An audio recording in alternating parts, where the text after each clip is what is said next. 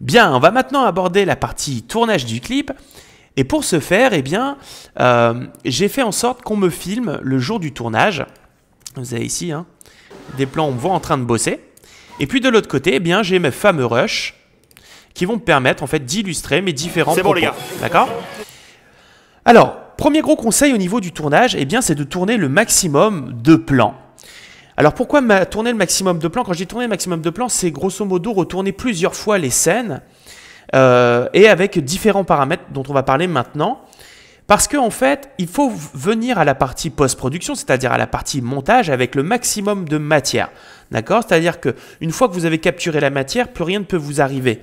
Si vous arrivez avec trop de stock de matière en tournage, en montage, eh bien c'est pas grave. Le pire, c'est d'arriver au montage et de ne pas avoir assez de matière, de ne pas avoir assez de plans. L'intérêt de tourner plusieurs fois les scènes, dans un premier temps, c'est d'une part, par exemple, quand vous allez tourner et que vous allez vous planter, la caméra va partir en freestyle. Alors, je vais essayer de vous trouver un plan. Hop. Faut faire. Comme ça, par exemple. Ouais. Je vais couper le son. Regardez. Là, par exemple, voilà. Là, la caméra, lui, il a bougé. J'ai pas réussi à le suivre. Il y a des moments où le cadrage n'est pas bon.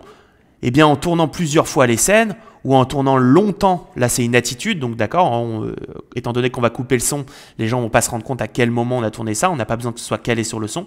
Donc je tourne longtemps et en fait voilà, là par exemple, là, le plan s'est barré en freestyle, je ne vais pas l'utiliser. Là pareil, ok? Donc c'est-à-dire tourner plusieurs fois des scènes vous permet de gommer, d'avoir dans le lot des bonnes prises, notamment en termes de cadrage, peut-être même parfois en termes de focus, en termes de mise au point sur le personnage. D'accord? Donc, le fait de tourner plusieurs fois les scènes vous permet d'avoir un maximum de matière parce que, de temps en temps, la caméra va se barrer en freestyle, votre mise au point, elle n'est pas bonne, votre expo, elle peut ne pas être bonne. Donc, plus vous allez tourner de plans, plus vous allez être confortable au niveau de l'editing, au niveau du montage. Deuxième point, tourner plusieurs fois, tourner avec de la matière va vous permettre de faire différencier les plans, tant sur la valeur des plans qu'on va voir maintenant, que sur les angles de vue, mais aussi les mouvements de caméra. Alors, les valeurs de plan.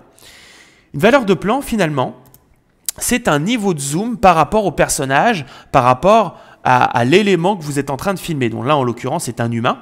Et vous voyez, par exemple, là, j'ai ce que j'appelle un plan poitrine. J'aurais pu vous mettre un gros plan si j'avais tourné juste la tête ici. On aurait pu appeler ça un gros plan, un terme que beaucoup de gens connaissent. Un plan de taille ici et un plan d'ensemble où le personnage est beaucoup plus loin. Donc une valeur de plan, c'est simplement un niveau de zoom par rapport à l'élément que vous filmez. Donc, niveau de zoom, soit physique parce que vous avez bougé avec la caméra, soit niveau de zoom avec simplement l'objectif, c'est-à-dire le zoom de l'objectif, un zoom sur l'appareil et non pas vous qui bougez par rapport au personnage. D'accord? Donc, faites varier les niveaux de zoom, faites varier les valeurs de plan. Prenez plusieurs fois une scène, n'hésitez pas à le faire, ou même à l'intérieur d'une même scène, bougez avec la caméra pour faire varier les plans, rapprochez-vous, éloignez-vous du personnage. Alors je vais vous montrer un exemple ici. Regardez, moi je me rapproche et je m'éloigne du personnage.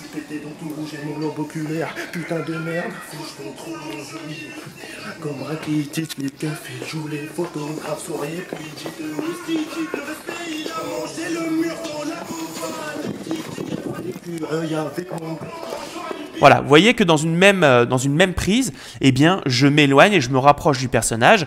J'aurais pu très bien faire des prises différentes, c'est pas un problème. Et j'aurais pu, par exemple, rester à cette distance-là du personnage et rester, par exemple, filmer pendant 30 secondes, juste à cette distance-là, ensuite m'éloigner et filmer pendant 30 secondes aussi quand je suis de loin. D'accord? Donc là, le but du jeu, c'était pas tant d'avoir des valeurs de plans différentes, c'était d'avoir des beaux mouvements de caméra d'aller-retour. Néanmoins, je me suis servi dans le montage du clip de certains plans comme ça éloignés et de plans de près pour faire varier les plans pour avoir quelque chose de dynamique. D'accord?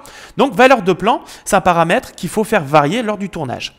Ensuite, vous avez les angles de vue. Alors, un angle de vue, c'est quoi? Vous avez l'angle classique. Oh, je ne sais pas, je vais essayer de vous trouver un plan. On va essayer par exemple par ici. Voilà, là j'ai un plan avec un angle relativement classique, c'est-à-dire que ma caméra est à hauteur de visage. J'ai un plan droit. Maintenant, je vais vous montrer ce qu'est une plongée. Une plongée, vous avez la caméra au-dessus du personnage et vous filmez en plongeant la caméra vers le personnage. Et ça va écraser le personnage. Donc, vous pouvez faire une scène en prenant en plan droit, à hauteur d'œil en fait du personnage, et ensuite refaire exactement la même scène, mais tourner tout en plan, en plongée.